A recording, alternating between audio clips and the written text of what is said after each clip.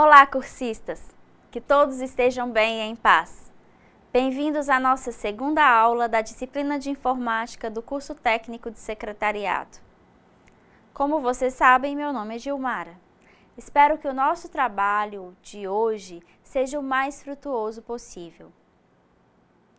Espero encontrá-los entusiasmados para aplicar os conceitos trabalhados na aula de hoje, em que estudaremos sobre os sistemas operacionais, função dos sistemas operacionais, tipos de sistemas operacionais, o sistema operacional Microsoft Windows 7, o sistema operacional Linux Ubuntu e a representação dos dados. Vale lembrar a importância da disciplina de Fundamentos da Computação. Ela é muito importante para um profissional de informática, pois leva-o a conhecer e compreender sobre os elementos básicos da computação.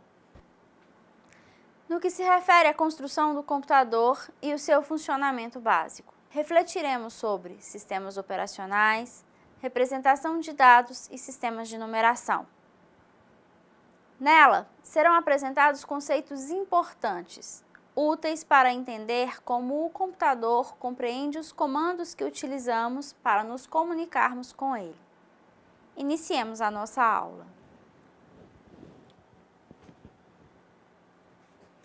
O que é um sistema operacional?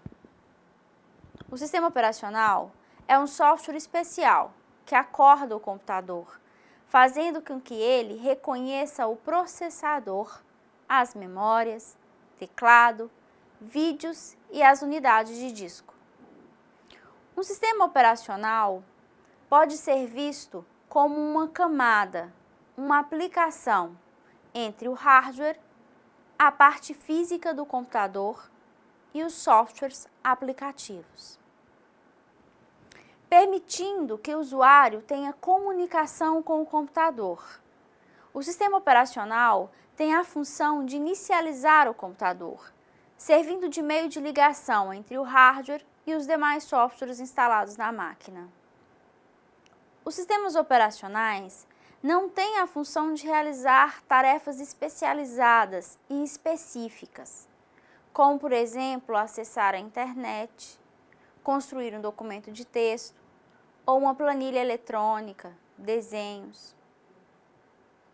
O que faz isso são os softwares aplicativos instalados sobre o sistema operacional, que os fazem interagir com a parte física do computador, ou seja, com o hardware. Compreenderam? Um sistema operacional, um software, onde todos os softwares estão sendo gerenciados. Observe. Sendo o sistema operacional aquele que permite interação entre máquina e usuário, vocês compreendam a figura. Ao ligar o computador, a primeira aplicação acionada é o sistema operacional, que imediatamente aciona o hardware. A partir daí, surge uma interação constante entre pares.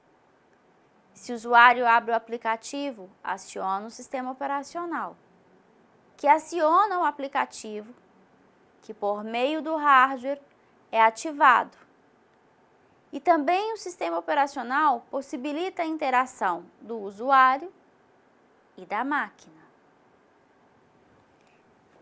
Lembrem-se que na última aula falamos sobre a memória ROM, que ativa a máquina inicialmente, até que o sistema operacional seja acionado. Está confuso? Não, não está confuso. O sistema operacional inicializa o computador, mas para que o sistema operacional seja inicializado, parte do hardware tem que estar acordado. Um exemplo disso, o mouse, o teclado e a memória RAM. Mas depois de inicializado, ele passa a acordar e controlar todos os processos da máquina, seja hardware, seja software. Isso com a interação contínua entre seus elementos: usuário, sistema operacional, hardware e aplicativos.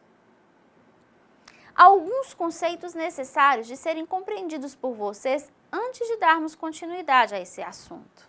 São eles: sistema de código aberto, o open source, que são os sistemas disponibilizados para uso e estudo de suas funcionalidades, permitindo inclusive acesso ao seu código-fonte, às linhas de código, responsáveis pela execução do sistema. Entretanto, não permite qualquer alteração no código, ou seja, não permite nenhuma mudança no funcionamento do sistema por outra entidade que não seja o proprietário. Os sistemas de código livre, free source, semelhante aos sistemas de código aberto. Entretanto, permitem total acesso ao código-fonte, bem como alterações e melhorias. Um conceito que surgiu em 1984, com o objetivo de construir um sistema operacional totalmente livre, que tivesse seu código-fonte aberto para leitura, modificações e redistribuição sem restrições. Um outro tipo são os sistemas proprietários, que têm aqueles distribuídos por seus desenvolvedores por meio de licenças de uso de software, não permitindo acesso ao código-fonte do sistema. Por fim, os sistemas de teste, shareware, também chamados de demo, são distribuídos de forma gratuita para avaliação e teste. Normalmente, funcionam por tempo previamente estabelecido ou oferecem algum tipo de limitação de uso.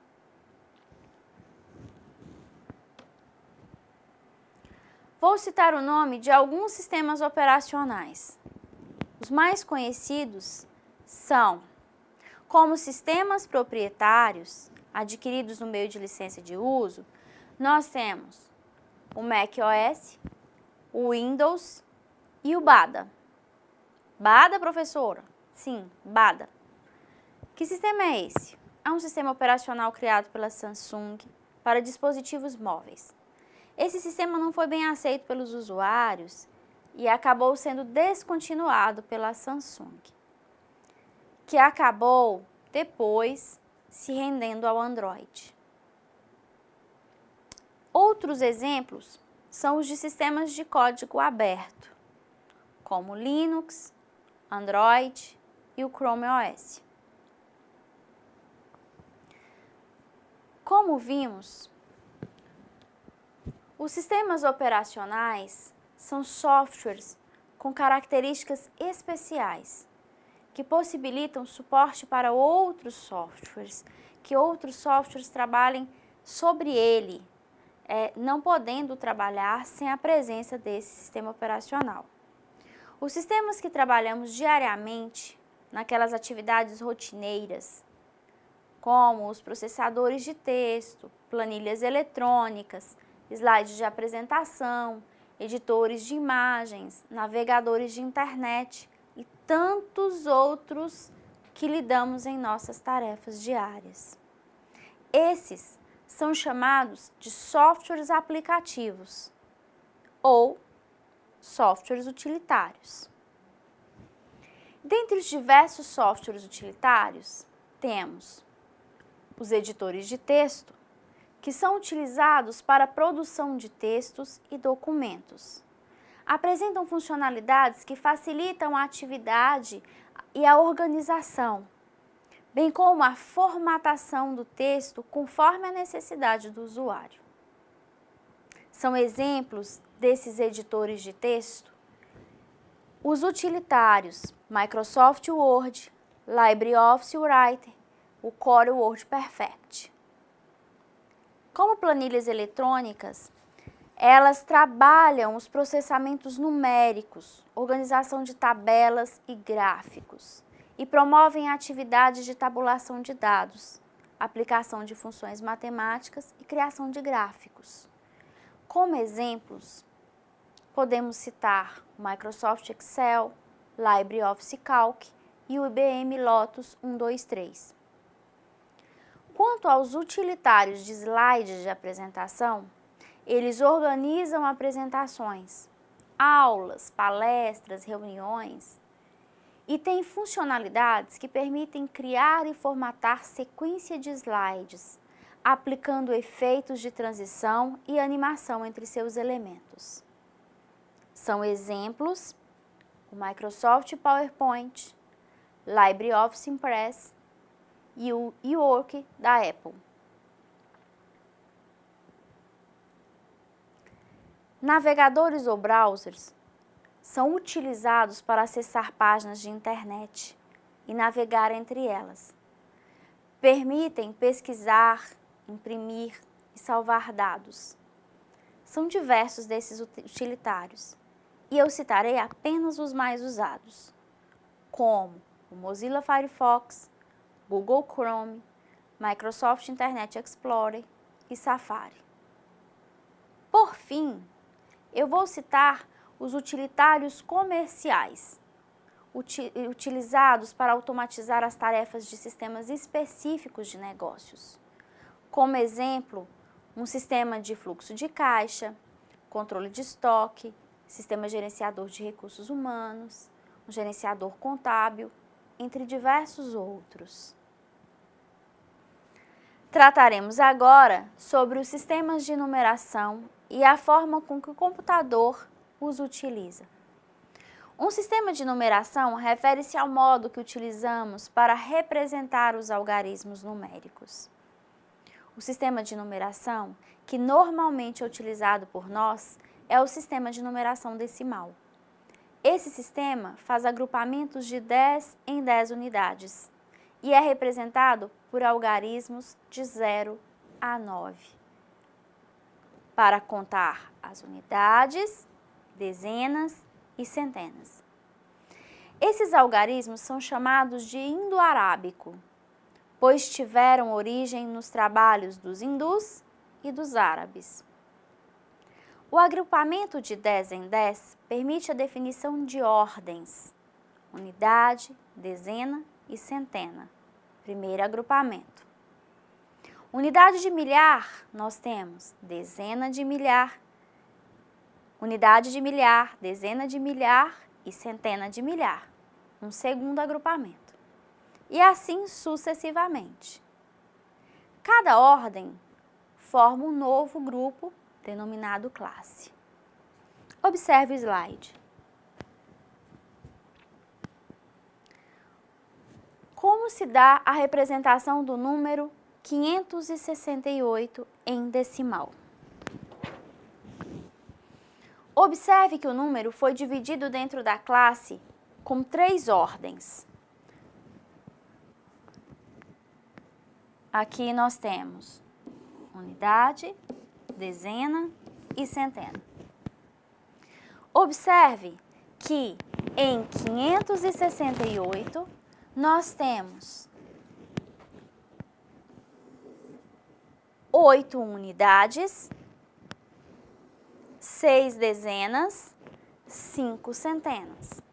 Se considerarmos que uma unidade equivale a 10 elevado a 0, nós temos 8 vezes 10 elevado a 0, que é 1. Assim como nós temos 6 vezes 10, que é 10 elevado a 1. E 5 vezes 10 elevado a 2, que é o mesmo que 100. 10 vezes 10. Minha formatação aqui mudou um pouco as expressões, mas nós temos 5 vezes 10 elevado a 2, 6 vezes 10 elevado a 1, 8 vezes 10 elevado a 0. Logo, nós temos 5 vezes 100, 500, mais 6 vezes 10, 60, 560, mais 8 vezes 1, 568. Muito simples, não é? O sistema binário de base 2 é um sistema de numeração posicional, de modo que todos os valores quantitativos são representados com base em 2 números, 0 e 1. A combinação desses dois dígitos permite ao computador criar as informações tratadas por ele, sejam letras, números, cores, sons, textos, cálculos e todas as representações geradas por um computador. O sistema binário é usado na comunicação de computadores e, como trabalha com níveis de tensão, com impulsos elétricos, esse 1 e 0 representam, respectivamente, ligado e desligado, ou aceso e apagado. Esses sistemas permitem que o computador trabalhe com o conceito extremamente importante em suas rotinas de execução, que é a lógica booleana, de modo que esses conceitos se convertam em estados. Esses estados são sim e não, falso e verdadeiro, tudo ou nada, 1 ou 0, ligado ou desligado. Seguindo esse princípio, nós temos um outro conceito importante. Bit vem do inglês binary digit, um agrupamento de 8 bits, que corresponde a um byte, que representa a menor unidade de medida dentro de um dispositivo de memória. É com o byte que nós medimos a capacidade de memória do computador. O computador tem como medidas de armazenamento de dados, e essa medida em suas memórias é ela que controla a manipulação dos dados. E todos os conceitos de medida estão baseados em bytes. Vamos conhecer alguns deles e suas representações.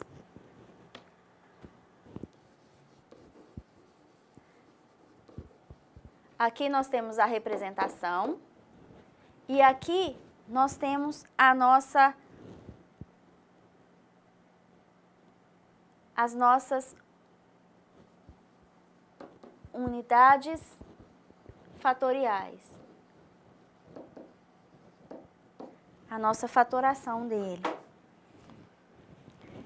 Então, observe que o byte é representado pela letra B, equivale a um fator binário de 2 elevado a 0, a menor unidade de medida. O kilobyte é representado por KB, com fator binário de 2 elevado a 10, que equivale a 1024 bytes. O megabyte é representado por MB, com fator binário de 2 elevado a 20, equivalendo a 1.048.566 bytes.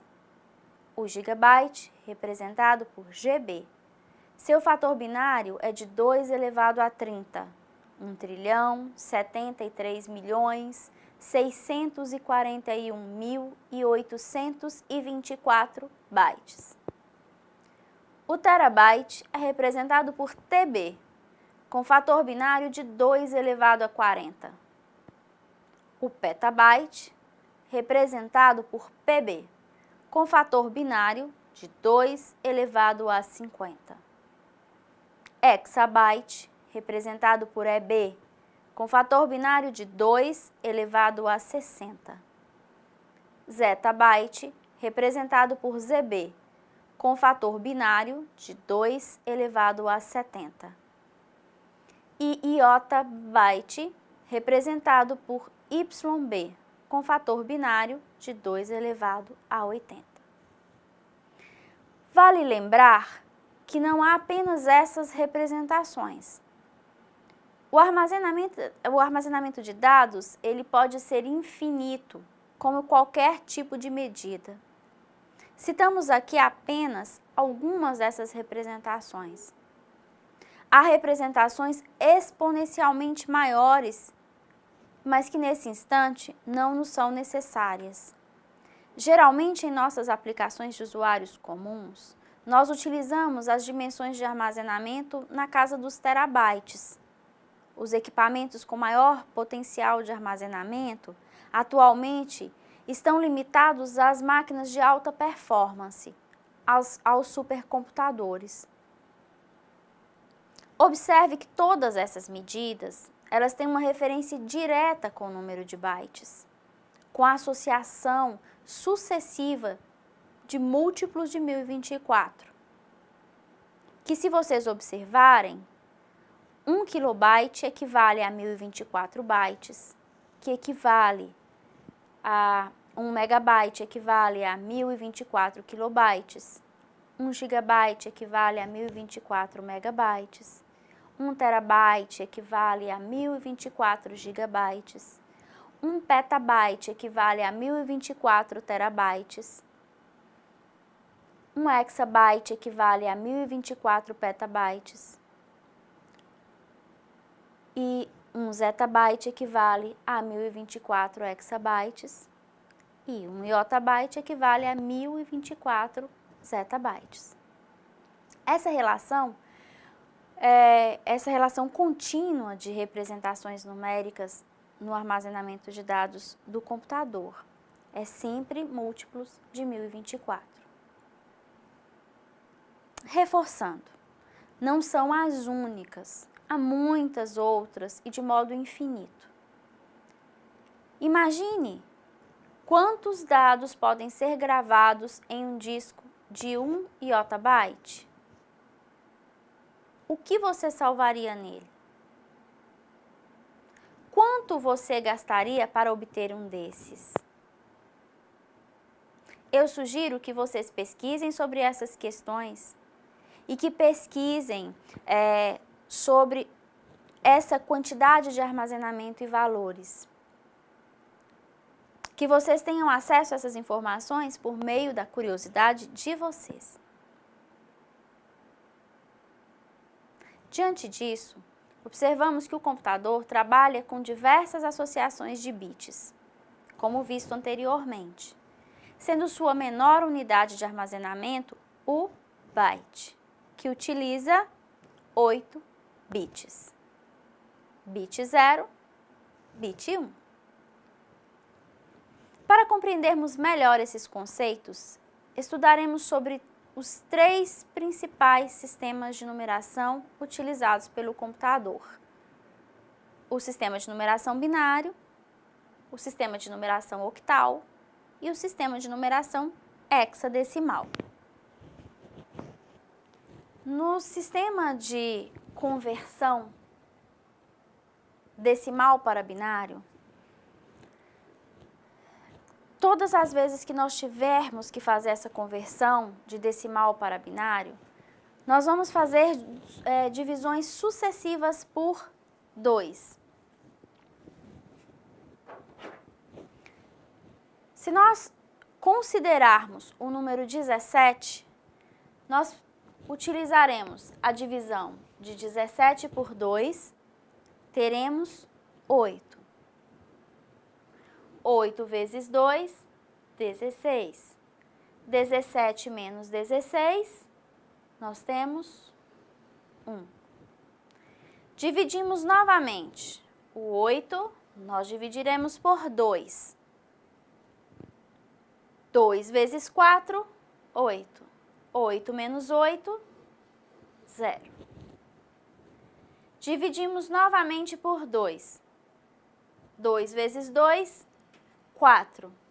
4 menos 4, 0. Mais um 2. Dividimos por 2, nós temos 1. 1 vezes 2, 2. O resto é 0. Para obtermos o número em binário, basta nós pegarmos o último resultado de trás para frente com os restos e assim nós obteremos o nosso número binário. Então, nesse caso, o nosso número binário de 17 é 1, 0, 0, 0, 1 na base 2.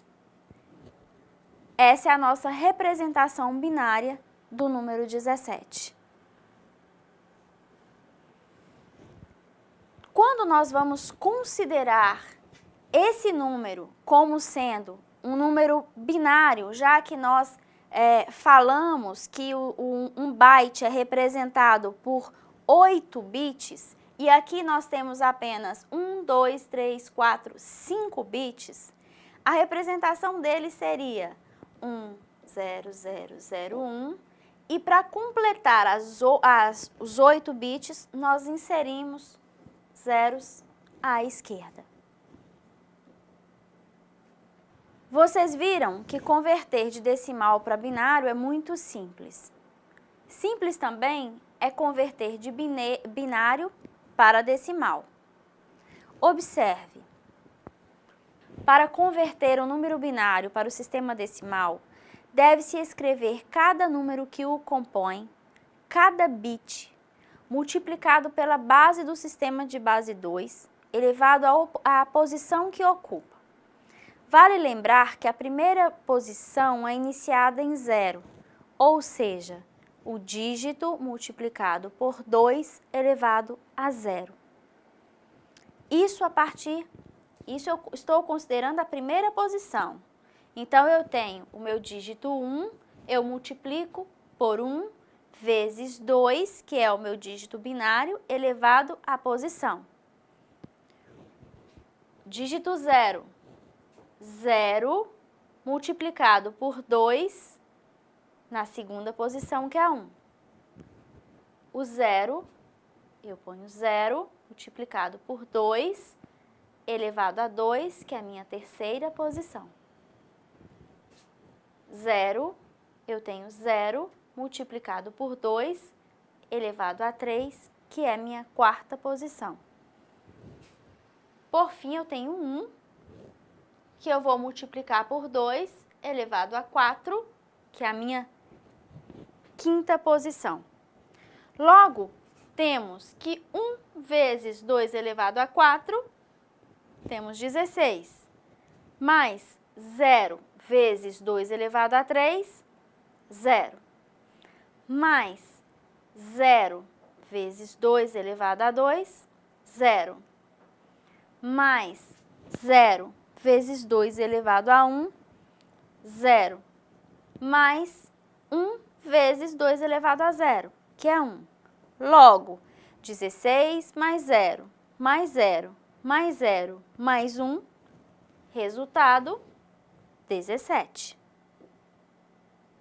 Assim como no sistema binário, o sistema octal, ele divide-se o decimal pela base a qual se quer obter o número. No caso, 8. Organizando os restos da direita para a esquerda.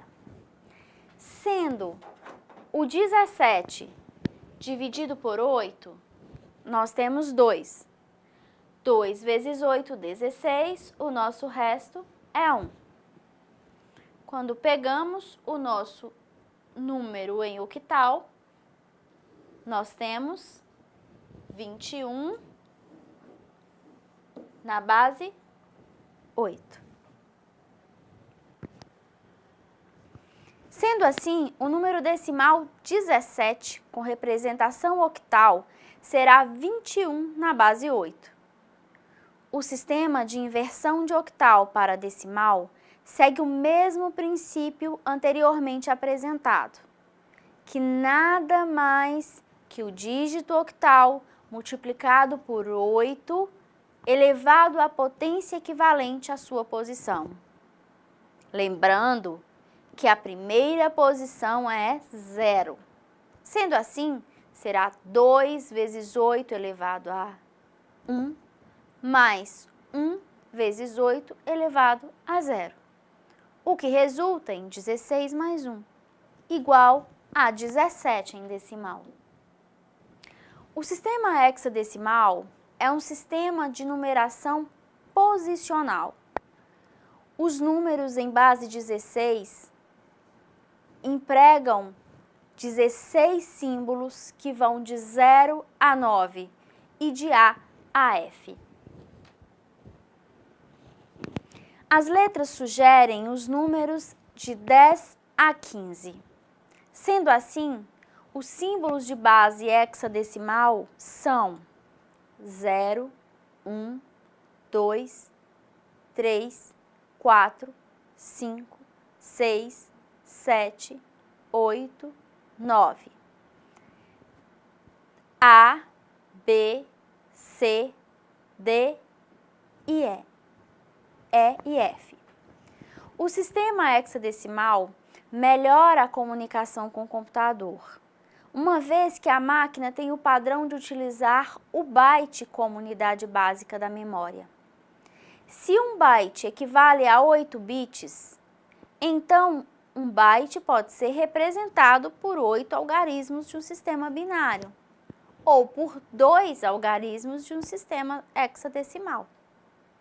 Deste modo, o número binário 1, 0, 0, 1, 1, 1, 0, 0, quando representado em hexadecimal, é representado como 9C.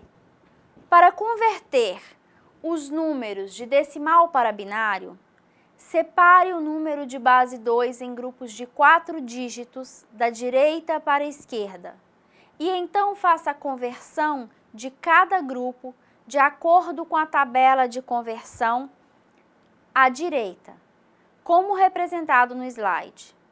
Essa tabela terá sempre essas mesmas representações de valores. Ela não é modificável. Caso seja necessário, complete o zero com zeros à esquerda, de modo a possibilitar a conversão, tornando todos agrupamentos de 4 bits. Veja o exemplo.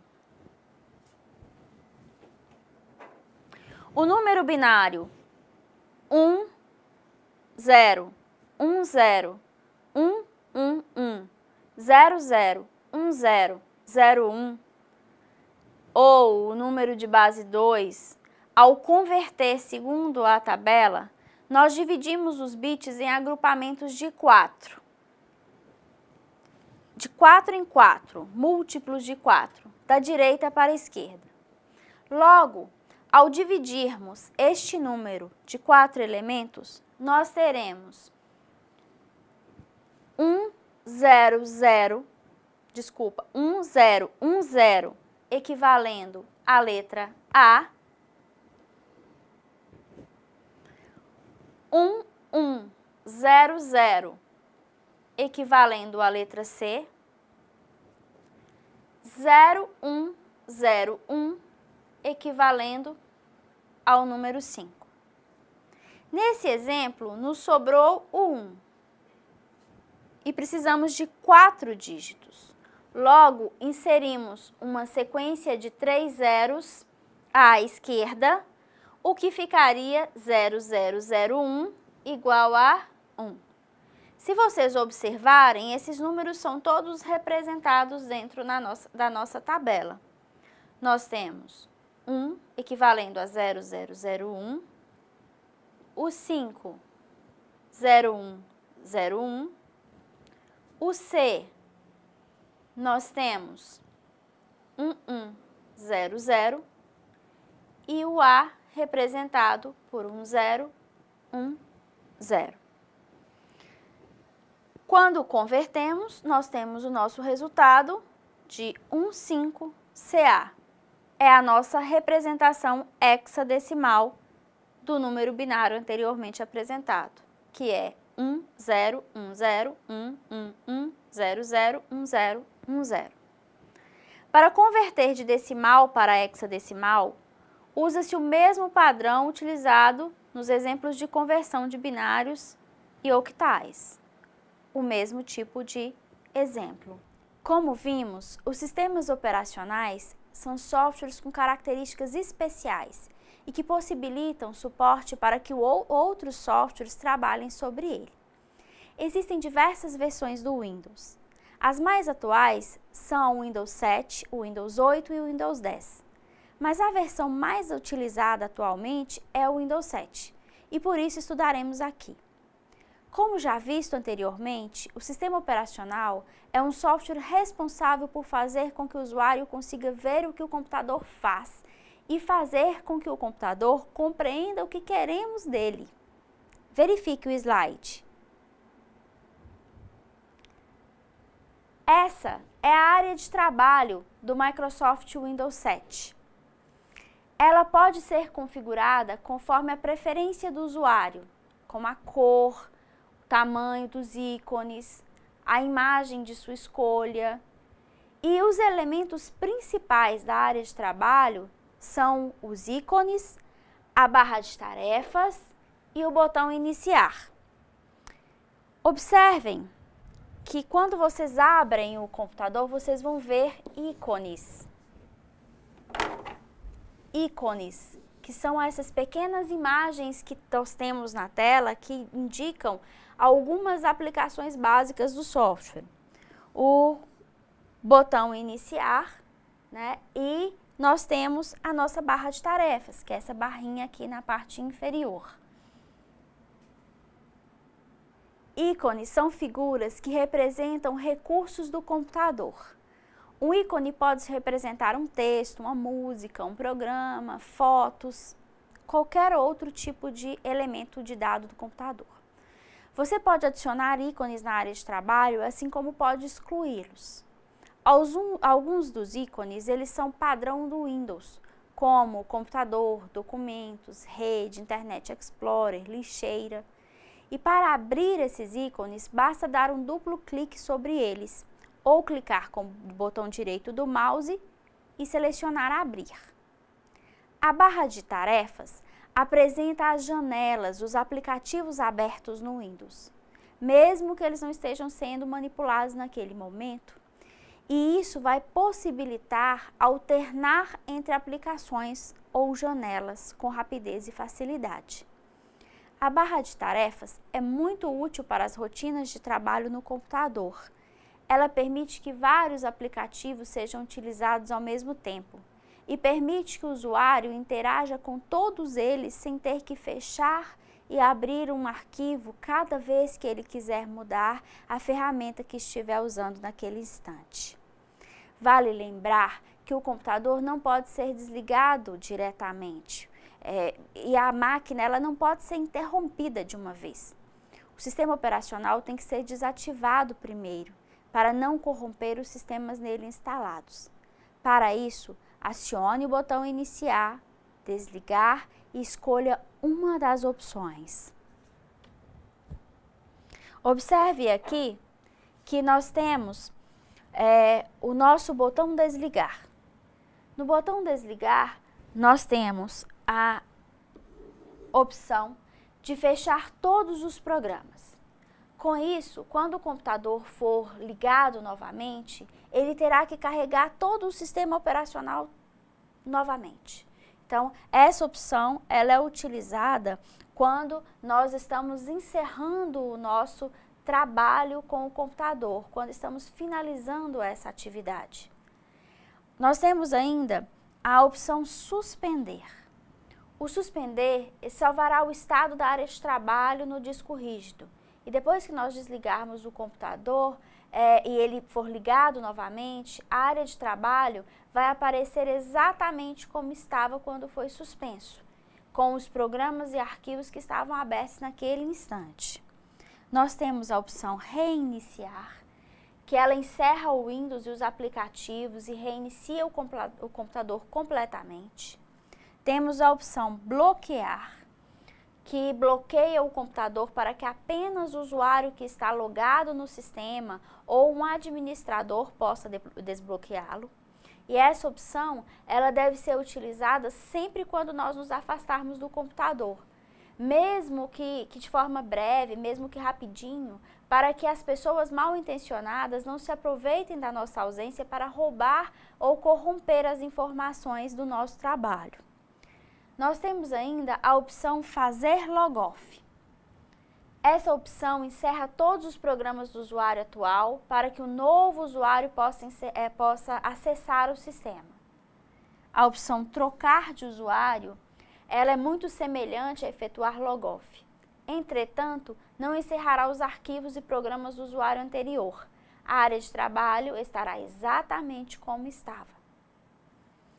E observe que também o Windows tem os seus acessórios, acessórios do Windows. Esses acessórios são toda essa listagem que vocês veem aqui, que vocês podem observar quando clicam no menu Iniciar. O Windows 7 inclui muitos programas e acessórios úteis.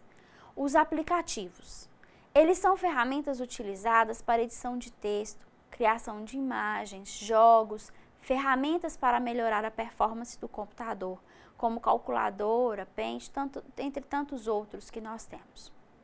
Os acessórios do Windows organizam os programas básicos incluídos no sistema, que ajudam o seu trabalho diário no computador, como o WordPad e o Paint, por exemplo. Os acessórios também incluem utilitários que nos ajudam a usar com mais facilidade os recursos de telecomunicações, como o fax e multimídia do seu computador.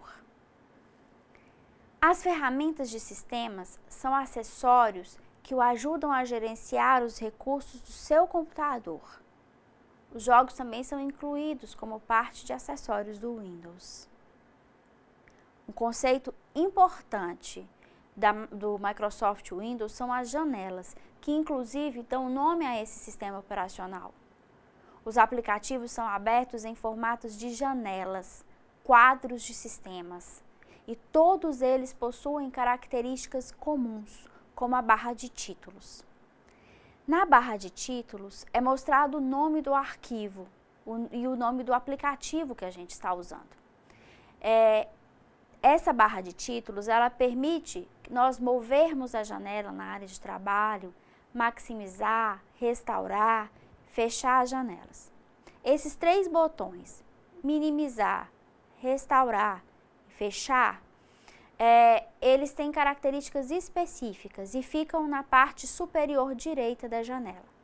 O botão minimizar oculta a janela na área de trabalho e o mantém na barra de tarefas, ele fica acionado na barra de tarefas.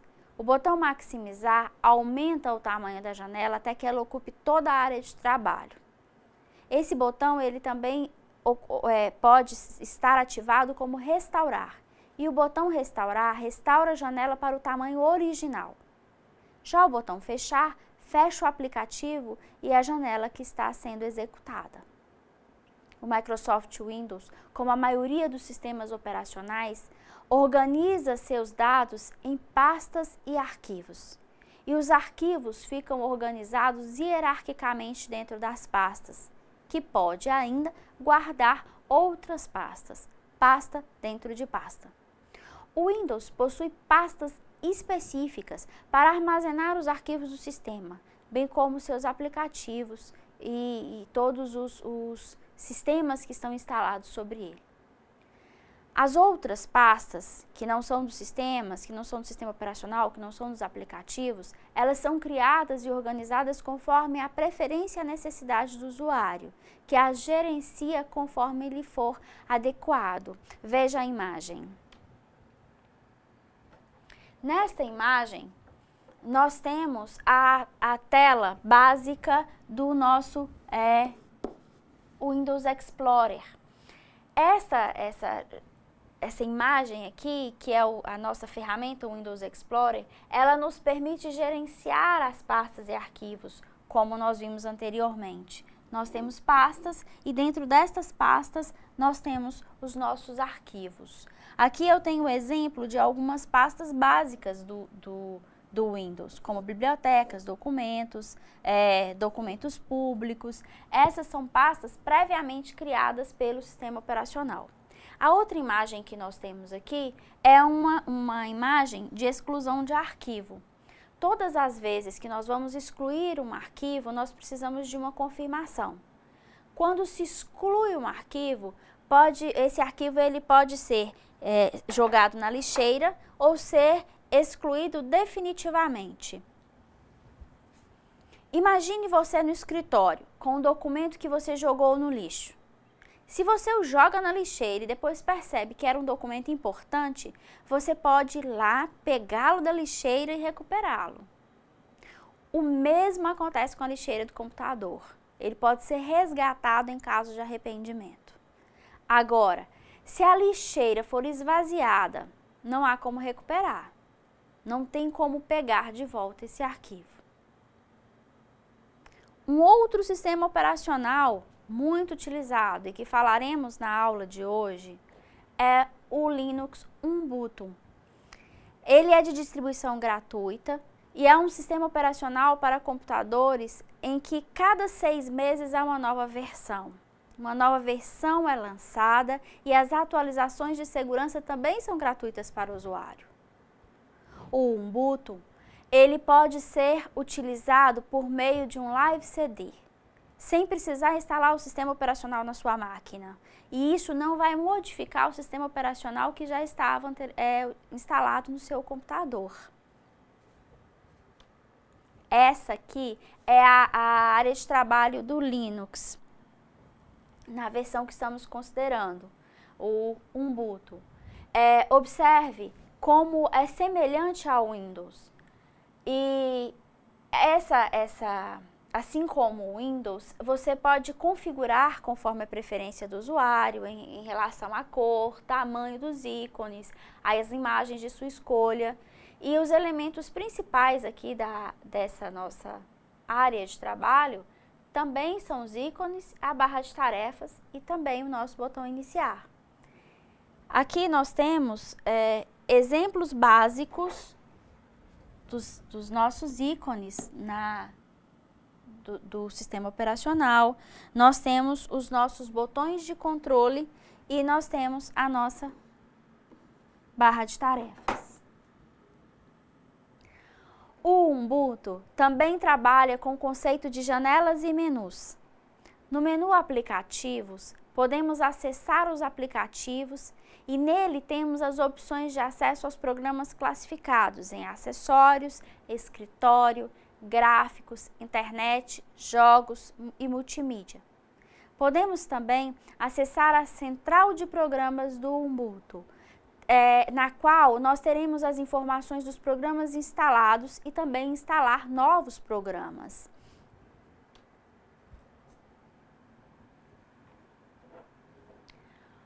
Um outro menu é o menu Locais. Nesse menu, nós temos acesso à pasta pessoal do usuário, como também as suas subpastas, documentos, músicas, imagens, vídeos, downloads. E nós podemos também acessar no computador, no qual nós vamos ter acesso, às pastas que nós estamos trabalhando, a todas essas pastas que estão disponíveis no dispositivo. Também a opção de rede, que permite o compartilhamento do Linux na rede.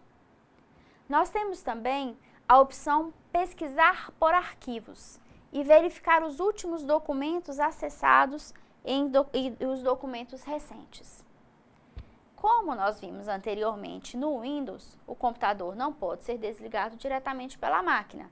Então, o sistema operacional vai ter que ser desativado, a máquina vai ter que ser desativada por meio do sistema operacional. E aqui nós temos as nossas opções básicas de desligamento do Linux.